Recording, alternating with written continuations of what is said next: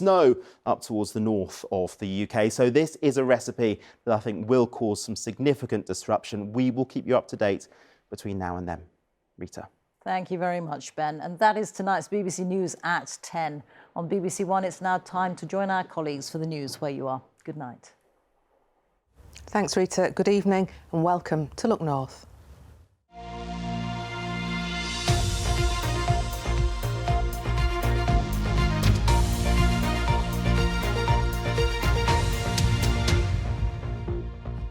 Plans to increase parking charges in York by over 50% at peak times have been approved by the council. Car park charges will now rise from £6.20 to £9.70 for the first 2 hours. There'll also be an extra 10% increase on Fridays and Saturdays and during events like the Christmas market. Traders say they're worried it'll push shoppers out of town. Councillors hope it'll encourage more people to use public transport. Olivia Richwald reports. This is the last remaining model shop in York. Let's get it all priced up and get it out. It's been here for more than 60 years. But the owner is worried the increase in parking charges will affect his business. We're also initially shocked by just the severity of the rises, which is one issue.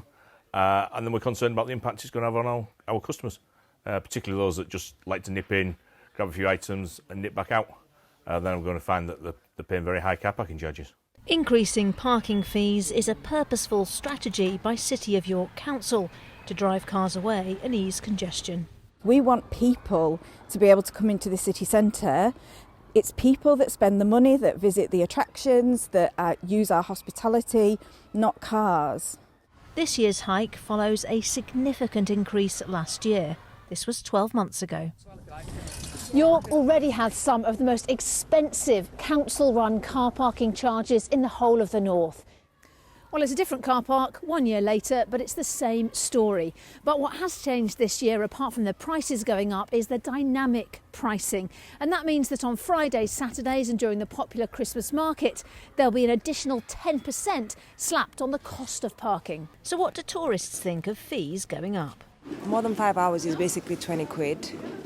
What do you think of that? That's very expensive. It's very expensive. It puts you off coming to the centre, doesn't it? We thought that the charges on offer were quite reasonable. We've driven up from Nottingham today. It doesn't matter where you go, it's expensive. But a place like York, because it's a tourist place, they just seem to get away with it because you have to park somewhere.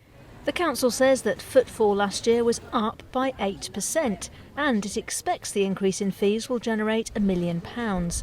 But Andy and other business owners are worried that pricing cars out of the city centre won't force people onto trains and buses, but just see them take their cars somewhere else instead. Olivia Richwald, BBC Look North, York. A South Yorkshire MP has said there needs to be urgent reform in the laws surrounding parents who are known domestic abusers being involved in their children's lives. Dr Marie Tidball raised the issue in a debate today following a campaign started by her constituent Claire Throssell. Claire's sons Jack and Paul were killed by their father in a house fire in 2015. This government has committed to looking at a review of the presumption of contact. And the Ministry of Justice attended today and responded and said that they are ready to publish their findings on presumption of contact at some point this year.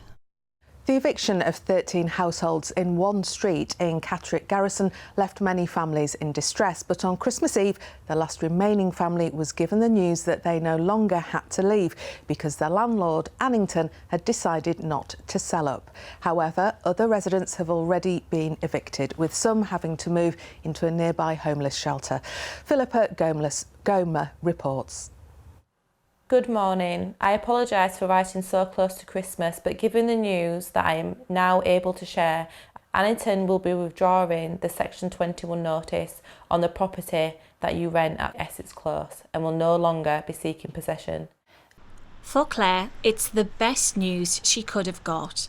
But the other 12 households on the estate had already been evicted, including Kirsty and her family of 6, who had to live in a homeless centre for more than 6 months. Just angry, really angry, and it just felt like a huge kick in the teeth. After being evicted from their family home of 13 years, Kirsty and her husband and 4 children had to share one room in a homeless centre for 6 months. Finally, they were offered a 3-bedroom house in nearby Richmond, but the eviction has cost them thousands, and now they want to seek compensation.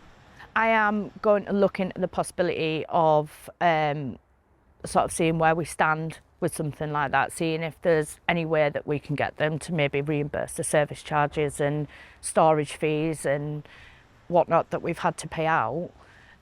Whether or not that will come to fruition, I don't know, but it's definitely something we'll be looking into.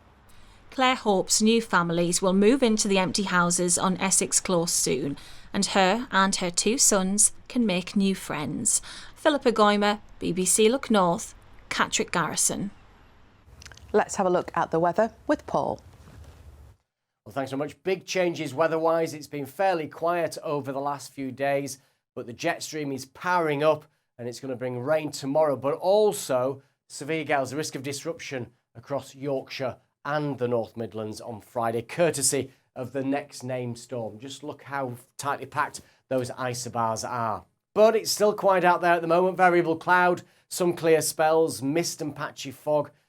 Just the chance of a slight frost, and we're looking at lowest temperatures coming in at around about 0 degrees. So tomorrow morning should be reasonably bright and dry. It's not going to last long, though. The wind picks up, bringing cloud and outbreaks of rain sweeping up from the southwest through the course of the day. So turning quite unpleasant and feeling chilly as that wind picks up, highs around 7 degrees. Further ahead then, some heavy rain Thursday night. Friday, actually, weather-wise, is not looking too bad, but gusts 50 to 60 miles an hour, locally around 70 miles an hour on Friday afternoon. That's the forecast. That's it from me and the late team. Claire will be back with all the news in BBC Breakfast from 6 o'clock tomorrow morning. Do join her then. Good night.